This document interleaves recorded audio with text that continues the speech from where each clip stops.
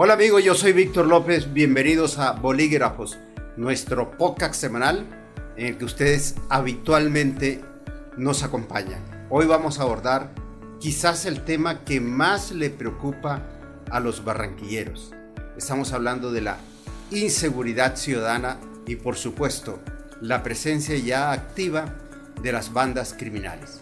Ya hay un invitado especial, un hombre que conoce del tema porque ha estado trabajándolo desde el punto de vista de la institucionalidad. Bienvenidos. La inseguridad se ha convertido en uno de los temas más preocupantes para los barranquilleros. Los recurrentes hechos delictivos han generado intranquilidad en todos los rincones de la ciudad, afectando el bienestar de las personas. Ante esta situación, es crucial entender qué es lo que realmente está ocurriendo en la capital del Atlántico. Hoy abordamos este tema con Guillermo Polo Carbonell, abogado y exsecretario del Interior del Atlántico.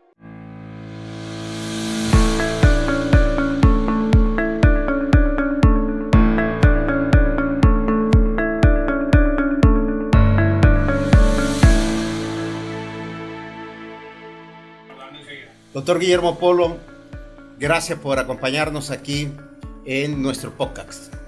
Muchas gracias por la invitación, Víctor, y un saludo a todas las personas que hoy se conectan en este podcast Bolígrafo.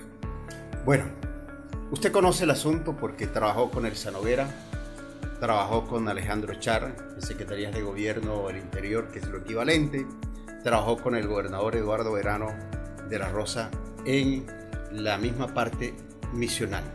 Hoy quiero preguntarle sobre un tema de discusión.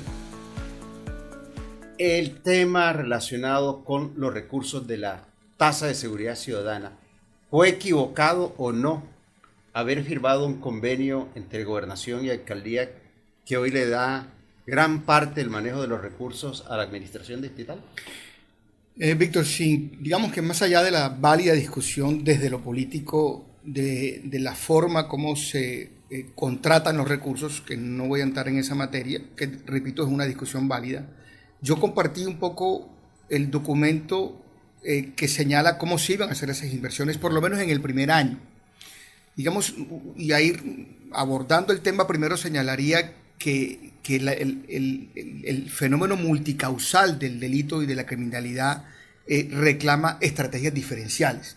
Entonces uno lo primero que observa en esa inversión es un fortalecimiento a las capacidades de policía en dos ámbitos. En el primero, en su función de vigilancia, que es fortalecer el modelo de vigilancia comunitaria por cuadrantes, para atender los mal llamados delitos comunes, los hurtos a personas o los hurtos a transporte público, los hurtos a residencias o a comercio, la conflictividad social, la conflictividad, digamos, las lesiones personales o los homicidios provenientes de esa conflictividad social.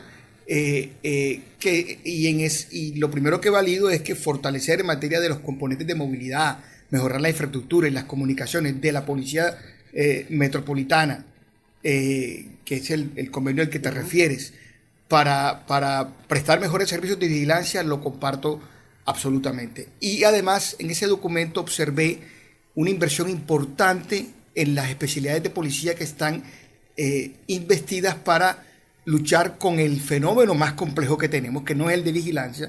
Por eso es que hay que separar el fenómeno de criminalidad en función de lo que ocurre con los delitos comunes a los delitos que ocurren provenientes de estas estructuras, como el homicidio, la extorsión y el narcotráfico. Es decir, nosotros, los ciudadanos, no podemos esperar que vía recursos de la tasa de seguridad se puedan combatir las estructuras de las bandas criminales. No, sí, por eso hablaba. La primera parte de la inversión en función de la vigilancia. Me pareció muy bien fortalecer la movilidad, las comunicaciones y la estructura de la policía metropolitana. Que también hay un plan para la policía departamental. Y en materia de la inversión que se hace en las especialidades de policía, que sí combaten estas estructuras, que en los seccionales, la SIJIN, la DIJÍN, la CIPOL y el GAULA, en materia de hombres que digamos se gestionan frente al nivel nacional porque no se nombran desde lo territorial, pero sí se invierten en sus capacidades, se mejoran el inmobiliario, la infraestructura para la policía judicial, la movilidad de la policía judicial, que son estas motos no uniformadas, los elementos de comunicación, la tecnología para georreferenciar digamos, las comunicaciones de estas estructuras, me gustó mucho esa inversión. Por eso, más allá de la discusión de si se ignoró o no se ignoró, de cómo se contrató, porque es un tema al que, digamos, me parece que es secundario, lo principal es hacia dónde se dirige la inversión. Yo en los primeros 2 meses, yo no estoy en el cargo hace algún tiempo, pero desde el departamento me hicieron algunas consultas y me senté con el secretario de Seguridad, el doctor Yesí, que conoce muy bien el tema, y compartieron amablemente conmigo la información de la inversión, y es lo que hay que hacer. Ahora, si uno pretende que con esa inversión se solucione digamos, la amenaza que hoy representan las bandas criminales, no solo en nuestro territorio, sino en el país, pues es ingenuo creer que eso va a resolverlo. Pero ¿no cree que debió ser importante construir consensos, por ejemplo, con las alcaldías del área metropolitana, el peso específico que tiene la inseguridad de Soledad en Barranquilla? Es decir, señores alcaldes, vengan a ver cómo se hace la distribución desde el punto de vista de equipamiento. Digamos que hay 2 puntos de vista. El primero es que también se confunden a veces las labores de las autoridades administrativas, que no son primeros respondientes frente al tema de la seguridad. Por ejemplo, los alcaldes no son los responsables de diseñar esquemas de vigilancia, porque esa no es su especialidad. Esa es la especialidad de la policía, para hablar de la vigilancia y no hablar del sector justicia, que es donde tenemos, para mí, el mayor problema. Doctor Polo, pero sí me parece, pero sí comparto. Pero permítame un segundo. Si yo soy el alcalde de Barranquilla, si yo soy el gobernador del departamento del Atlántico, yo le entrego recursos a la policía, yo tengo derecho a reclamarle. Absolutamente. Haga esto o haga esto, prioricen esto y prioricen esto. Más allá de eso, exigirle resultados. ¿Correcto? Absolutamente. Y digamos que los alcaldes se sienten y generen consensos frente a la inversión, no solo digamos, es pertinente desde lo político, sino también desde lo funcional. No estoy señalando que no. A lo que me quiero referir es a una apreciación equivocada y que poco le interesa al ciudadano. Al ciudadano no le interesa quién responde por la seguridad. Lo que le interesa es que el Estado en su conjunto le garantice la seguridad, que es un elemento esencial del desarrollo humano. Lo que quise decir es que esta, digamos, concepción ambigua y equivocada de que los alcaldes son los jefes de policía del territorio, eso en realidad no es así.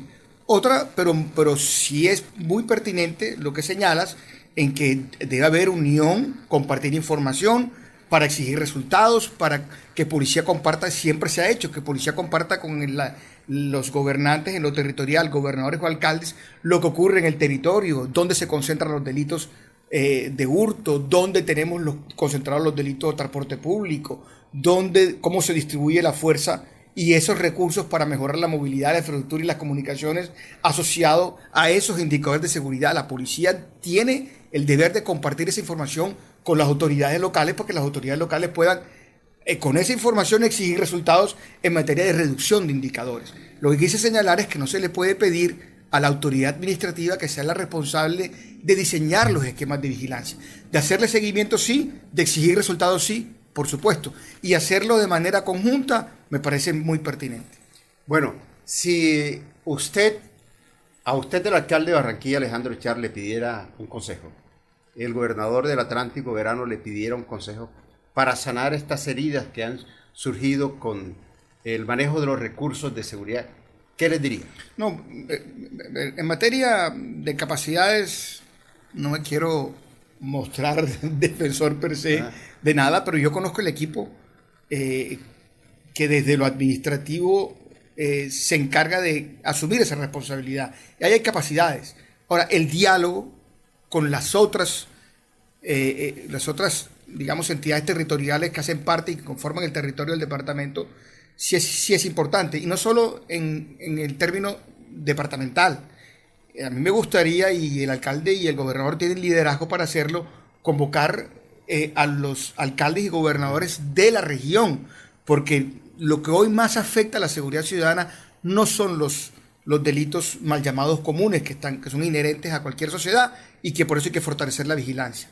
Es el reto que le representa al país la presencia de estas estructuras alrededor de un negocio incontrolable por el volumen de ingresos que genera, que es el negocio del microtráfico, porque es que la banda criminal, el negocio principal es el narcotráfico transnacional y el microtráfico en lo local, pero participa en toda la tasa global de criminalidad.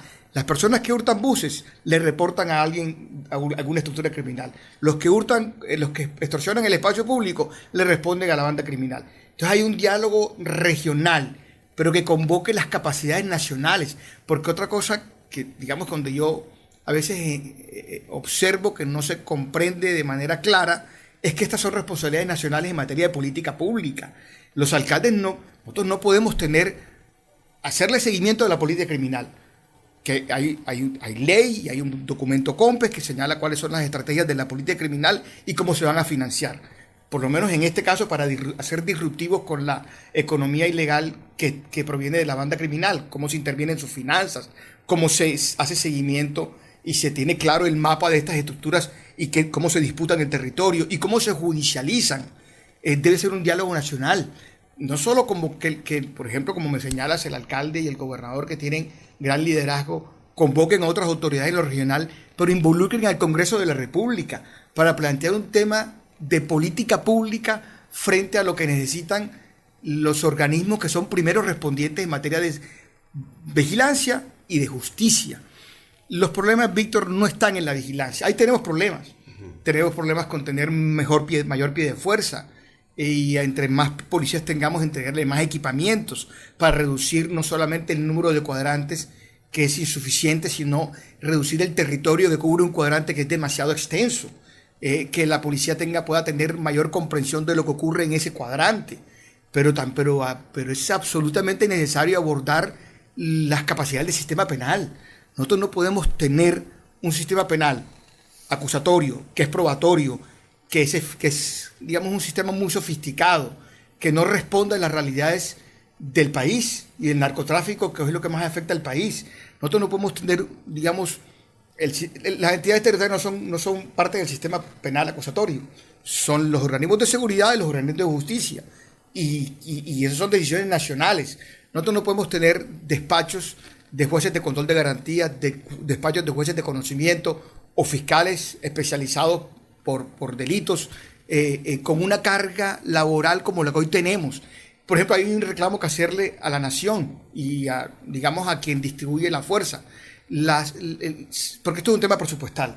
Por eso es que uno creería que el Congreso de la República tiene una gran responsabilidad en plantear frente al gobierno nacional una emergencia judicial para mejorar las capacidades del sistema, porque nuestros jueces también son víctimas de una sobrecarga laboral que es imposible de cumplir. Usted no le puede pedir a un juez de conocimiento que atenda más de 1.500 procesos en un año, porque más del 80% de esos procesos van al inventario y la capacidad de adecuación del inventario no supera el 1 o el 2%. Entonces, ahí el tema se vuelve nacional, aunque sin evadir las responsabilidades que tienen las entidades territoriales. Entonces sí, me parece que un diálogo franco, pero abordándolo desde, no el ciudadano, porque el ciudadano no le interesa quién responde, pero sí el Estado en su conjunto, abordando de quién tiene las competencias administrativas, quién tiene los recursos y quién es primer respondiente frente a la solución y mitigación del problema que hoy representan estas estructuras en el país. Y son funciones del gobierno, digamos, de entidades nacionales. Aquí hay que revisar, tener ese diálogo territorial, pero pegado con la nación, desde el Congreso y vinculando al gobierno nacional. Pero ¿usted no le parece varios de los reclamos que están haciendo alcaldes del área metropolitana, como por ejemplo la alcaldesa de Soledad, Alcira Sandoval, cuando dice ahí, de la sobretasa de seguridad de lo que se está ejecutando, no me ha llegado una sola moto? Víctor, yo primero respeto la investidura de la señora alcaldesa. Soledad y Barranquilla en materia de criminalidad y violencia no hay fronteras. Porque la delincuencia no reconoce esas fronteras, que son más administrativas que operativas en materia de lo que nos ocurre en el territorio. Digamos, cuando se le entrega movilidad, cuando se hacen inversiones en movilidad. Porque en justicia se ha hecho muchos esfuerzos de entidades, pero para no mezclar los temas, en materia de movilidad, que es lo que hoy reclama la alcaldesa, digamos que la policía se le entrega a la policía. No hay policía de Barranquilla. La policía tiene dos ámbitos o dos jurisdicciones, una metropolitana y una departamental. Son los comandantes de policía, tanto metropolitanos como departamental, bajo los esquemas de vigilancia que ellos diseñan, porque no son los alcaldes y gobernadores que sí tienen que hacerle seguimiento, al que tienen que pedir cuentas, que tienen que exigir resultados, pero no son responsables de diseñar los planes de vigilancia, porque esa no es la expertise de un alcalde ni de un gobernador. Sí tienen la responsabilidad de reclamar. Por eso entiendo el reclamo de la alcaldesa de Soledad. Yo no creo, o no sé, Víctor, ella tendrá sus razones y ahí sí cabría un diálogo franco entre alcaldes, a ver, con policía, a ver cómo se están distribuyendo esos equipamientos. Pues sí, yo no quiero señalar que no tiene razón. Lo que quiero señalar es que la movilidad se le entrega a la policía y la policía distribuye en función de sus programas de vigilancia los equipamientos que se les entrega. Bueno, ¿cuál es la interpretación que usted tiene hoy sobre la aparición de carteles, de panfletos, donde uno pudiera advertir como una especie de guerra entre las bandas criminales luego de una larga negación de algunos comandantes metropolitanos de policía? No nos vamos a poner a esa discusión que durante mucho tiempo dijeron que no estaban presentes. Hoy están presentes. ¿Cuál es la lectura que usted tiene alrededor de lo que está pasando? Negar la presencia de estas estructuras, digamos, no he escuchado esa negación, y si lo hacen es absurdo. O sea, negar esa presencia es tapar el sol con las manos. Lo que hoy ocurre, por ejemplo, con las pancartas del Clan del Golfo. El Clan del Golfo no está aquí ayer, ni antes de ayer, ni en los días que colocaron esas pancartas. El Clan del Golfo está en el territorio hace bastante tiempo y se disputan territorio con otras estructuras, como los rastrojos costeños, porque estas estructuras han crecido. Aquí digamos que hay una trazabilidad en lo que ha ocurrido en materia de este fenómeno de narcotráfico. En los 80 el negocio lo controlaban los carteles de droga. En los 90 y hasta los 2000 los controlaban los paramilitares. Y había un cierto control de lo que ocurría. Cuando desaparecen los carteles y se extraditan o se desmantelan estas estructuras paramilitares, el negocio explota como en la medusa en 100.000 cabezas. Entonces, negar esta presencia es ilógico. Y no aparecieron hoy que colocaron estas pancartas. A mí lo que me dicen estas pancartas, Víctor, que son mensajes internos en disputa de territorio. Aquí estamos. Eso no son mensajes, atemorizan a la ciudadanía, por supuesto, plantean un reto a las autoridades frente al temor que hoy los ciudadanos tienen frente a la presencia, pero no están aquí hoy porque estas pancartas aparecieron. Tienen mucho tiempo de estar acá y combatirlas, Víctor. Ahí es donde yo señalo que hay que comprender la multicausalidad de los fenómenos, diferenciar la vigilancia y las estrategias para mejorar la vigilancia y centrarnos en lo que hay que hacer para combatir la estructura criminal donde su negocio principal es el narcotráfico y el microtráfico, pero participan en toda la tasa global de criminalidad. Y eso se hace con justicia. Y el sistema penal acusatorio está colapsado en Colombia. Y eso lo conocemos. Nosotros hemos hecho esfuerzos muy grandes, reforzando infraestructura. Se construyó el búnker de Fiscalía de Soledad para que los servicios no se prestaran en 10 instituciones, sino en una sola. Mejoramos las salas, implementamos las salas de audiencia virtuales en todos los despachos penales conectados con nuestros centros penitenciarios para reducir el indicador de vencimientos de términos, porque el Estado no procesó una conducta penal en los tiempos que el sistema penal le da. Mejoramos las carceletas de la URI, las oficinas de la URI. Desde lo local se hace lo posible, pero esos son, digamos, paños de agua tibia mientras no se aborde el tema estructural de la política criminal y de las capacidades del sistema penal, empezando también por los temas penitenciarios. El tema penitenciario, uno observa el sistema, lo ve colapsado en materia de policía judicial que hace la investigación criminal, que le entrega las pruebas, el elemento probatorio al fiscal, para que el fiscal acuse la conducta de un juez. Entonces uno ve que policía judicial tenemos poca. Por eso resalto la inversión que hoy se hace en esa especialidad con esa inversión de la tasa. pero ve que tenemos poca policía judicial.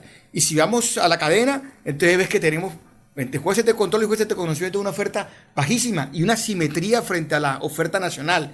Hay territorios que tienen menor población y mayor tasa global de criminalidad con mayor oferta de jueces y fiscales que por ejemplo, el departamento el circuito judicial del Atlántico, que le corresponde a la cabecera Barranquilla, Sabana Larga, Soledad y ahora Puerto Colombia, que tienen una mucha mayor población, una mayor tasa global de criminalidad y un ecosistema perfecto para el narcotráfico.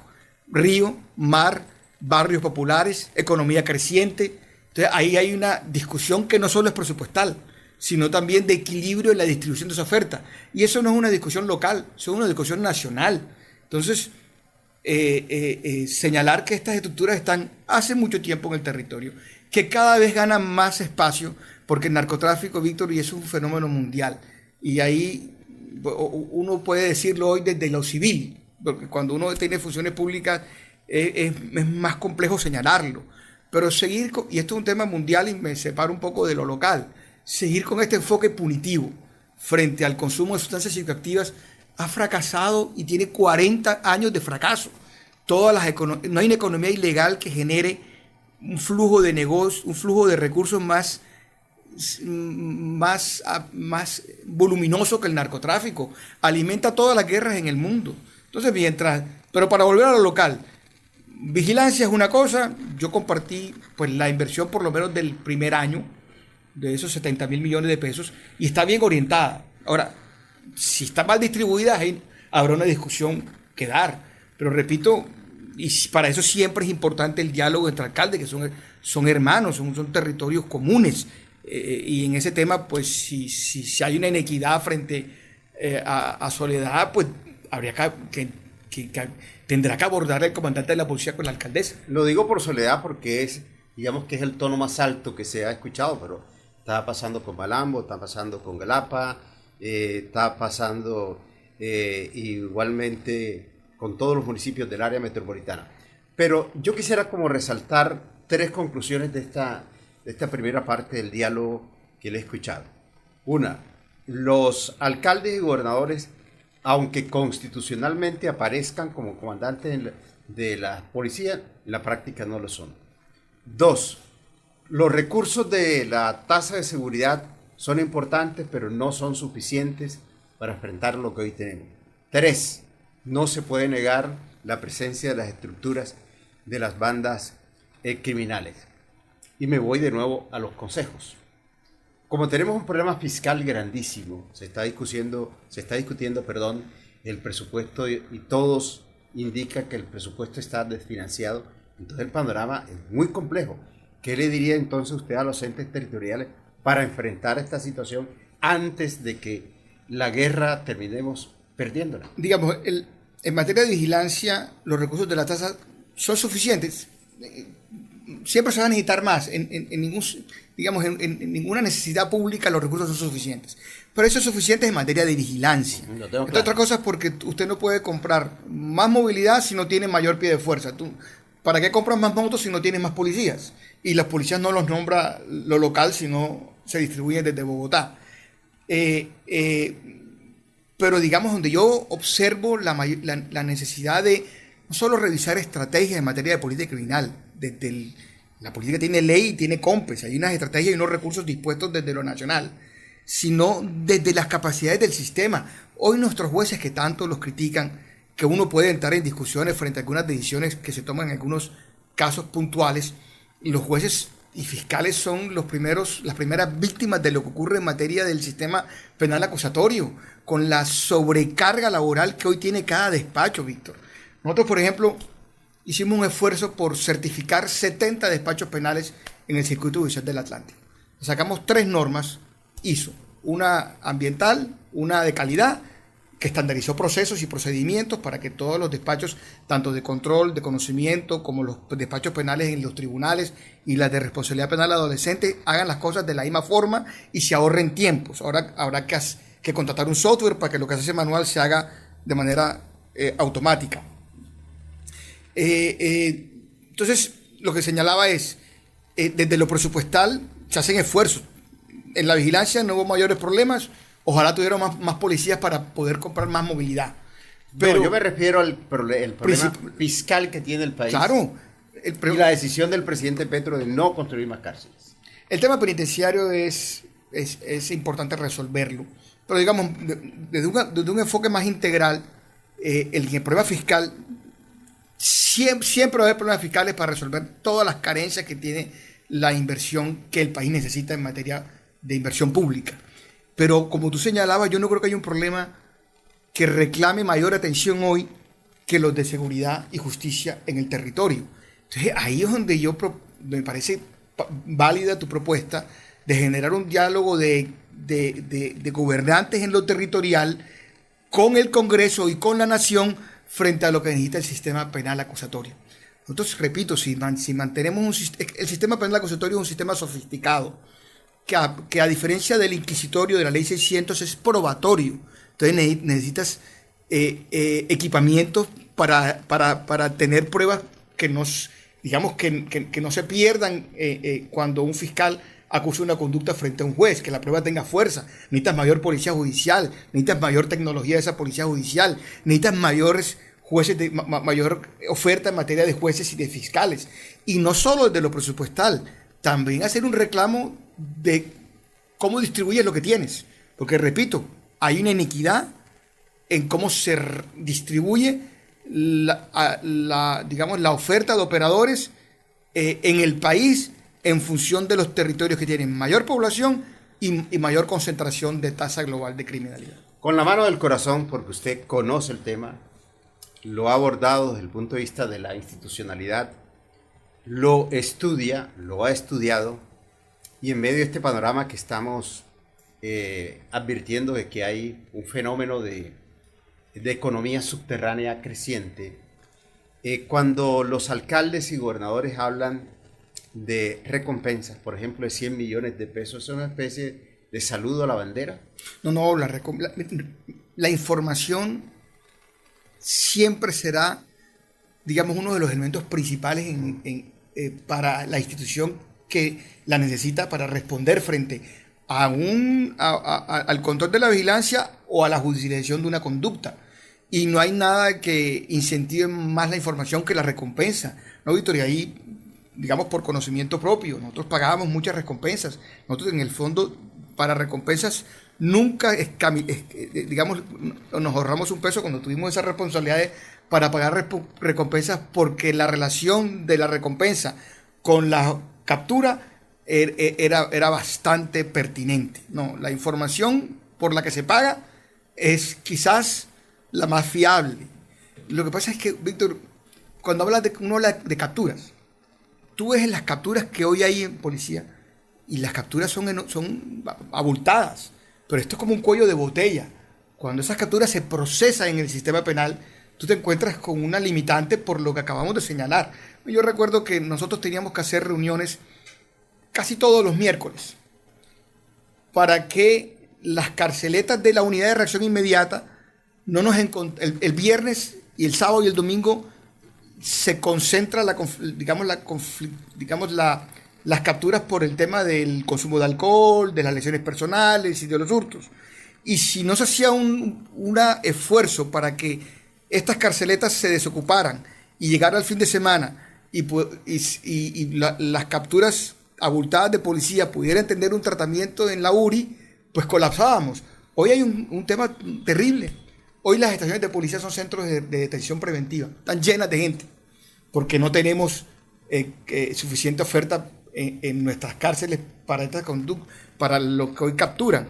Entonces estoy mezclando cosas. La información es importante para la captura y siempre podemos mejorar ahí, y siempre se podrá mejorar en la vigilancia, pero donde yo encuentro, digamos, la mayor dificultad es en el procesamiento de la conducta una vez se produce la captura. Ahí fallamos. Y fallamos por la debilidad del sistema penal, que no, repito, no por ser defensor de nadie, porque hay, digamos, a veces fallos judiciales que uno no entiende, pero la proporción de la situación, la barrera que encontramos es en la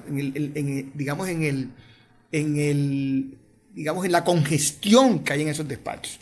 Y eso nosotros todavía tenemos dos sistemas. Eso es absurdo, que tenemos un sistema inquisitorio, ley 600, y un sistema acusatorio, ley 900. Eso es, o el país lo coloca como prioridad, resolver las capacidades del sistema penal, resolver las capacidades de la inteligencia en nuestra policía judicial, o seguiremos pues conteniendo lo incontenible. ¿A usted le gusta el modelo que está aplicando el alcalde de Bucaramanga, que no tiene tasa de seguridad, no tiene nada por el estilo? Y el hombre, los indicadores establecen que allá la inseguridad va bajando. Mire, ahí hay una discusión que a veces también me parece mal enfocada, el tema del concepto de seguridad humana, que no se puede mirar con un tema político, digamos, de la coyuntura de quién, digamos, desde como si fuera un tema de ideología. La seguridad también comienza por la inversión social, que es lo que me señala que hoy hace el alcalde de Bucaramanga, o por lo menos lo que he visto en redes.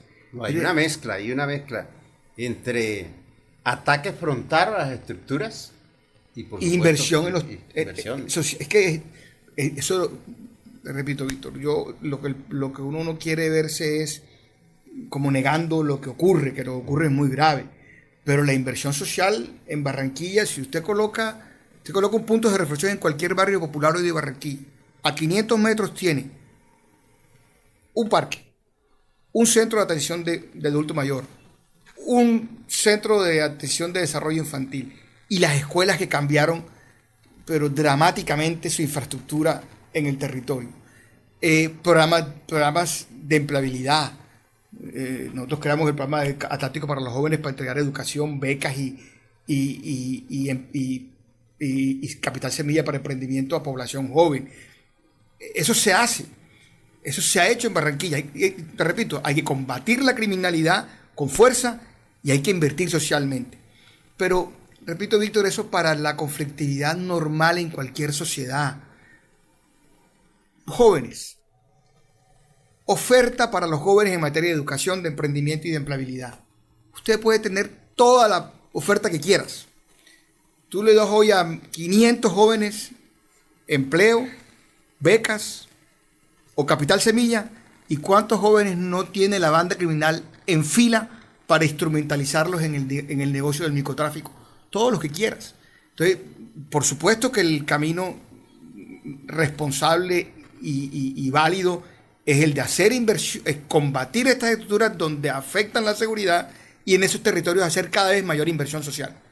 Pero yo sigo señalando que mientras no resolvamos las capacidades del sistema penal, la pelea, porque la guerra nunca se va a ganar. La guerra con el narcotráfico está perdida por el enfoque punitivo que hoy tiene el mundo frente al tema de consumo de sustancias psicoactivas. Pero mientras esa sea la política, hay que combatirlas. Y hay que combatirlas mejorando las capacidades de investigación criminal de nuestra policía judicial, tanto la que está en policía, Dijín y Sijín, como la que está en Fiscalía, el Cuerpo Técnico de Investigación CTI, y fortalecer la oferta que hoy tenemos en despachos de jueces y fiscales. Eso y entregarles herramientas. Si eso lo hacemos bien, logramos mitigar lo que hoy nos ocurre. Pero mientras no diferenciemos la vigilancia de cómo se combaten estas estructuras que son más con los servicios, que digamos que están más asociados a las capacidades de los servicios de justicia, de investigación y de justicia, pues equivocamos el debate y perdemos el norte de la discusión. Y ahí es donde yo señalo, Víctor, que el diálogo es nacional, no es local. Bueno, dos asuntos muy puntuales para concluir. El bloqueo en las cárceles, estoy hablando de bloqueo de celulares, porque está comprobado que allá sale buena parte de la extorsión. ¿Depende de lo local? Sí, porque es que el bloqueador, digamos, el IMPEC, hay dos establecimientos carcelarios en el modelo penitenciario en Colombia. Las cárceles municipales, que dependen más del alcalde. Pero si depende de lo local, ¿por qué no lo hacemos? No, es que se ha hecho. Inhibidor, en Barranquilla tenemos una situación compleja porque las cárceles están digamos, dentro de los barrios. Ajá. Las cárceles deberían estar en sectores rurales donde inhibidores potentes puedan bloquear llamadas sin afectar las comunicaciones de la comunidad que está alrededor de ese barrio. Ah, oye, hay un obstáculo. Claro, pero ni siquiera me voy a agarrar de ahí. Porque para hablar francamente, Víctor, se colocan los inhibidores y los inhibidores extrañamente se dañan. Entonces, digamos, ahí hay una discusión muy regional y muy mundial que me gusta abordarla frente a este tema penitenciario, que es el modelo de Bukele. Ajá. Yo creo que en el modelo penitenciario tiene que ser un modelo de justicia restaurativa. Tenemos que tener centros penitenciarios que logren restaurar al ser humano que ha cometido un delito. Y eso se hace con cárceles que tengan espacios para talleres, para capacitaciones, en fin. ¿Pero por qué se dañan los inhibidores? ¿Un tema de impeto? Sí, hay dos temas. Uno, que los inhibidores en el centro urbano, en el territorio urbano, puede bloquear las comunicaciones de los vecinos y eso, digamos, genera mucho conflicto. Tienen tutela y todo lo demás. Claro, con razón. Si a usted le cortan las comunicaciones, sí, pues claro. No. Pero también tiene que ver con los controles que el IMPEC hace frente a las llamadas que los internos hacen en las cárceles. A mí me gusta, por eso digo, para hablar de Bukele, me gusta el modelo penitenciario que logre aislar, que logre separar, que no mezclar peras con manzanas, que no mezcle la población sindicada con la población condenada, que no mezcle la población condenada por delitos de bajo impacto, de mediano y de alto impacto. Estos señores, que son, digamos, los cabecillas de las estructuras criminales, tienen mucho poder, Víctor, para intimidar. Como decía Pablo Escobar, plata plomo. Entonces, si no logran aislarlo, si la política carcelaria no logra aislarlo, pues tendremos la pelea perdida. Por eso es que yo digo, a mí me gusta un modelo penitenciario que no viole los derechos humanos, que le apunte a la justicia restaurativa, pero que logre un efectivo control de la persona capturada o judicializada o condenada por un delito de este tipo. Que esa persona de verdad esté incomunicada. Víctor, todos sabemos que no es así. Todos hemos visto con vergüenza cómo estos jefes de estas bandas criminales operan casi con mayor tranquilidad desde nuestros centros penitenciarios que desde la calle. Bueno, por aquí pasó hace unos días en esta misma sala podcast el exministro de Justicia Wilson Riz, y él nos decía que hoy Colombia necesita cárceles tipo Gorgona, que creo que es más o menos el concepto que usted tiene. Gracias por compartir con nosotros estos momentos. A usted, Víctor, por la invitación. ¿Le gustan las cárceles tipo Gorgona? No, porque plantea digamos, lo que uno... Para determinados criminales. Lo que uno quiere es que las personas se encuentren en la justicia restaurativa un camino de vida, no, en serio. Y pegarlas después con oferta de empleabilidad, después que hayan hecho un proceso. Y las familias son críticas en ese proceso. No, las cárceles en territorios no urbanos. Usted puede tener pabellones donde la conducta de un jefe de estas bandas tenga un tratamiento distinto al tratamiento que tiene una persona condenada por otros delitos, que deberá estar bloqueado, que al personal que vigila esos pabellones les hagas polígrafo semanales. Hay formas de controlarlo sin irte al extremo de tener cárceles en los barcos, y yo eso no me parece práctico. Polígrafos para la gente del IMPET. Perdón, no. Polígrafos para la gente del IMPET. Digamos polígrafos, sí, o sea, sí, más allá de acusar, a mí no me gusta acusar en términos generales, porque la corrupción está en todos lados. Sí. No, pabellones de alta seguridad por fuera del perímetro urbano, donde cualquiera que sea el organismo que se encargue de la vigilancia sea un organismo blindado contra la corrupción. Correcto. Bueno, la próxima semana volveremos con más temas y más personajes aquí a nuestro podcast Bolígrafos.